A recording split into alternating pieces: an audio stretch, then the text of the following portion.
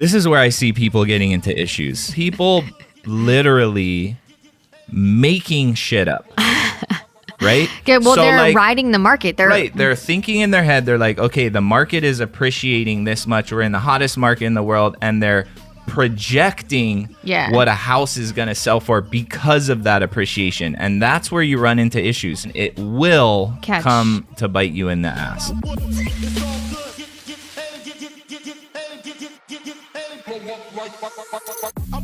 Dun, dun, dun. Bum, bum.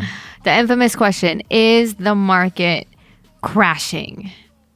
Or is the market going to crash? Yeah. Yeah. This is such a subjective, personal preference. I'll preface it by nobody knows what's going to happen. Yeah, we don't know. The president doesn't know. The most experienced investors in the world can only predict based off of their experience, right? Right. I mean, and everyone has a different opinion. So, like, yes, we can share what we feel, like what it's going, and then what we're experiencing. Oh. If you guys were to start today, what would you do? If we were to start today, what would we do? Honestly, when we started, if I was starting today, if I put myself where I was 5 years ago and just plop me in today, I wouldn't even be looking at any of that shit because I'm so hungry on getting a deal. You know what? Like, honestly, if I think about it, like I didn't, and it was probably ignorance, and I'm not saying that anybody should do this, but when we were starting 5 years ago, did you know what the hell interest rates were? And like, were you paying attention to any of that? I knew what they were, but I wasn't paying attention to any of that stuff. Right. I was literally just trying to find some kind of a deal. Because at the end of the day, I feel like in Hawaii, and I may be wrong, and that's fine. I'm still learning and growing every single day. But I feel like in Hawaii, if you buy deals correctly, because we don't crash here, we adjust and we teeter off, but we don't crash. We don't where all of our homes lose their equity overnight. That's never happened here. Correct me if I'm wrong. I mean, I don't know exact historical data, but I mean, yeah. Okay, so if you're buying deals correctly in any type of market trend, specifically here in Hawaii, I can't speak on the mainland because it's very different. I feel like you're going to be okay. Like, you're not going to lose money. But I also feel like you're not going to be making hundreds of thousands of dollars over asking and have these like crazy, profits margins. That might adjust, but I don't think that you're going to lose money per se. Yeah. I mean, I feel like, so what you're saying is kind of, there's more, what's going to happen is a correction rather than an adjustment. Any kind of crazy there's a slight shift. So instead of seeing like, we're already seeing that right now. Instead of seeing like, you list a property for this much and you get 20 something offers and stuff is way overinflated. You're paying 100, more 200, than stuff is worth. Yeah. Right. You're just going to see it more level off. Yeah, I feel like you're going to get offers at asking, maybe slightly above, but or right under. So you should just be running. I feel like it's smart to run your numbers. But see, like, here's the thing. The principles of investing, specifically in fix and flips, should never change regardless of the market. That's my opinion. You should always be conservative. You should always try to be buying the property at a certain dollar amount, always trying to manage your rent out, and always have a conservative ARV. So, and if you're running your numbers that way, it doesn't matter necessarily the market shift because you already were conservative with your numbers. Yeah, or you take all of the shifting into consideration and run your numbers accordingly. That's all it comes down to. But what does that mean? I mean, it's exactly right how you just put it. Yeah. So, I mean, I think if I was getting started today, I don't necessarily feel like I would change anything that we normal, like what we're doing. Like, I would still be looking to fix and flip here on Oahu. We're in, and this is all my personal opinion, I feel like we're fairly sheltered. We are. I agree with that. Yeah. Our market is very unique. if you do look back historically and I'm not saying that anything that's going on now is any kind of resemblance of what happened in 2008. I think they're totally different circumstances. Think they're totally different as well. But we're relatively sheltered from what happens in some other markets, right? So the biggest thing here, which I feel, is we have a major supply and demand issue. Yes, and there's more people than there are houses. Right, and there's more people that want to buy houses than there are houses for sale. Right. So, let alone quality houses for sale. Right, and especially here on Oahu. Mm-hmm. So, I love that you said the principles never change. Right. Like, you need to be able to run your numbers the right way, and the way to do that is through being conservative, right? Always. Like, you want to be conservative, you want to buy the property at the right price. Yeah, I feel like people might be looking for ARV, right? And let's just say the ARV is like, I don't know. They have a bunch of ARVs that are, what is ARV? Just, can you break that down? After repair value. So what you can sell the house for after you totally fix it up. Okay. So let's say like you're running your comps and you see like 3 properties that sold for, I don't know, like $1 million. And then you have 2 that sold for like 1.3 or something. I don't know, like mega ones. Do you think that your ARV is 1.3 or you think it's more $1 million?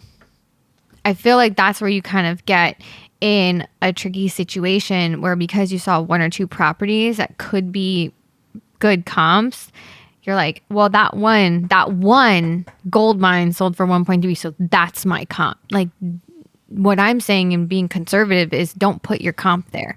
Yeah. Run your numbers at a lower ARV where majority are. And if you sell it for way more, amazing, right? But at least you were safe. This is where I see people getting into issues. And it's not even that there was anything sold that was like an outlier comp. Yeah. It is an outlier comp. What is an outlier comp? People literally making shit up. Right? Okay, well, so they're like, riding the market. They're thinking in their head, they're like, okay, the market is appreciating this much. We're in the hottest market in the world, and they're projecting what a house is going to sell for because of that appreciation. And that's where you run into issues. If the comps say your house is going to sell for $1 million, do not bank on it selling for 1.1 because the market has been appreciating. Like, you can't do that. Run your numbers at a house selling at 1.3. Yeah, you cannot. You cannot. And I think that's what a lot of people have over the last 2 years have been doing, and it will come to bite you in the ass. Yeah, because of not a crash, but because of an adjustment. I mean, prices have just been going up and up and up and up and up. There had to be an adjustment. It's just how it goes. Right. It's the market cycles. I mean, it's. And when we say adjustment, the thing is, the comps have already been set. From all the sales that happened over the past couple of years, the comps have been set. When we're saying adjustment, I'm saying that what it sold at is what you can expect your ARV to be, not hundreds of thousands of dollars above that, like you've been seeing over the past 2 years. Right. And I think if so, going back to like getting started, I think it would still be in the fix and flip space. I feel like I would be running my numbers conservatively like I do. Yeah. And I would look to experienced investors. I think I say this all the time, but like success leaves clues, right? We hear that all the time. Yeah. You find somebody that you vibe with and you love what they say, what they talk about, you love what they do. You look at their product, their processes, their systems, how they treat people. Right. And you ask them, what should I do? Like, I want to get invested. I'm so hungry for real estate. I'm so passionate about it. Like, what am I going to do? What's the market doing right now? And that person, if you really vibe with them and you trust them, you should be able to get some helpful insights that way. You know, another thing that popped into my head is like some things you can do is run your hold times longer, which we always do them minimum a year. A year. Right. And then you built in your cushion right there. So if you sell the property in 6 to 8 months, you've already built in that cushion. You know you're going to be okay because you ran your numbers more conservatively. Yeah. So increase your hold times and then do comps that sold more recent. Don't go 6 months back. Go 1 month, 2 months, 3 months max, you know? Right. That's what I think. And then stick to your buy box. Like if you want to make a minimum. So when we first started, we were told, look for 10% ROI. Minimum, double digit 10% ROI in your money so that you do have more cushion in the event something goes wrong. Our first 2 flips, everything went wrong, but we had that cushion so we didn't lose tremendous amount of money. Right. So yeah, stick to your buy box. If you're looking for 3 2s, 1,200 square feet with a 10% return, stick to that. Don't fudge things around to make a deal work, because if you have to fudge things around, then it's not necessarily a deal. Yeah. I mean, and I think here too, on June 8th of 2022, we can give what our experience is with the market as it sits right now. Right.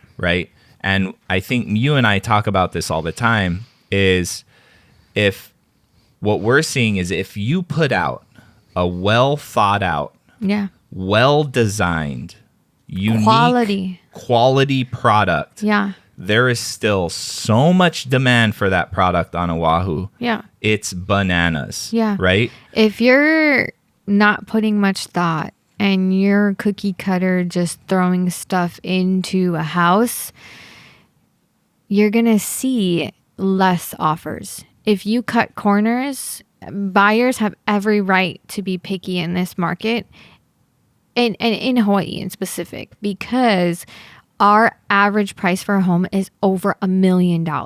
People have a right to demand a quality product in Hawaii. And if you as a fix and flipper aren't meeting that demand, then shame on you. Yeah.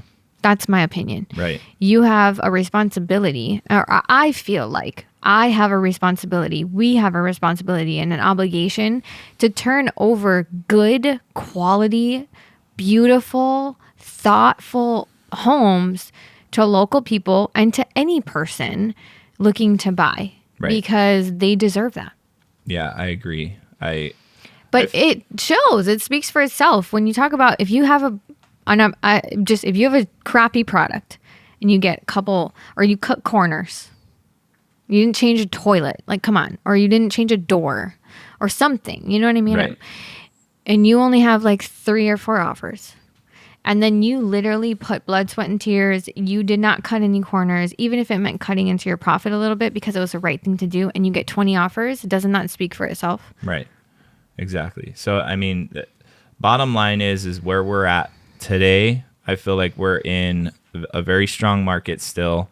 There is definitely a shift happening. Like everyone can see that happening, but I feel like it's very market specific. Correct. We're only speaking about Hawaii. Very location specific. Even in Hawaii, different locations will fluctuate be affected more differently. Yes, right? yes. And very product specific. I agree. So if with you're that. putting out a shitty product, you're going to sit on the market longer and you're not going to get a lot of offers, right? Mm-hmm. So anything that normally would happen right now is being exacerbated. Yeah, totally. Because of interest rates rising, and almost like this fear going around. Like you're starting to hear it a lot more on social media. Mm-hmm. Our goal is to make sure that everyone understands, like, I don't want anybody to miss out on opportunities. There's opportunities in any market. There is. If you stick to the principles. Totally. But what I see happening is people getting scared and not even taking action anymore. Right. I feel like when we went to Clever Investor, a lot of the gurus or, people that have been doing it that we look to for advice and what they're doing, said that they're going to make the most amount of money in this downturn of a market that they've probably ever made in their entire life. And why is that? Because they're sticking to their principles and they're putting the blinders on. They're not focusing on the fear mongering, and they come up with a plan and they're just going to run straight at it. And they're going to make a lot of money. I feel like the worst decision you you could is make to do nothing. is to do nothing, Yeah, right? yeah, yeah. Is to not take action. Yeah. So like you said, there is opportunity in every cycle of the market. Like if we look back, there's a ton of people that just stopped doing a lot of stuff after the crash in 2008. And a lot of the people that did, that we know, they regret it. Well, they look back now and they're like, crap, Damn it. there was so much opportunity back then. I should have kept taking action and I should have bought way more houses. I should have bought way more houses. That's Right. what I hear. Yeah. So, I mean, it's just about adjusting, right? And sticking to your principles. I think that's exactly what it is. But not taking action is only going to hurt you. Hurt you more than actually just taking calculated risks. Right. Yeah. Right. I think it's always a good idea, no matter what's going on in the world, in the market, in your life, you should always be trying to surround yourself with like-minded individuals. And like, what does that mean? That doesn't mean we want to be around a bunch of robots that are exactly the same as us, but you want to be around people that are thinking positively, that are living their life in a manner that you respect. They have integrity. They are making decisions that are visible to others, that are actually helping other people and helping themselves move forward in a path that they want to achieve their dream life. That's what we mean by surrounding yourself with people. There's a quote, and I'm totally gonna botch it, but it was like, Botch it up. it's like, never take advice from somebody that you don't envy to be like.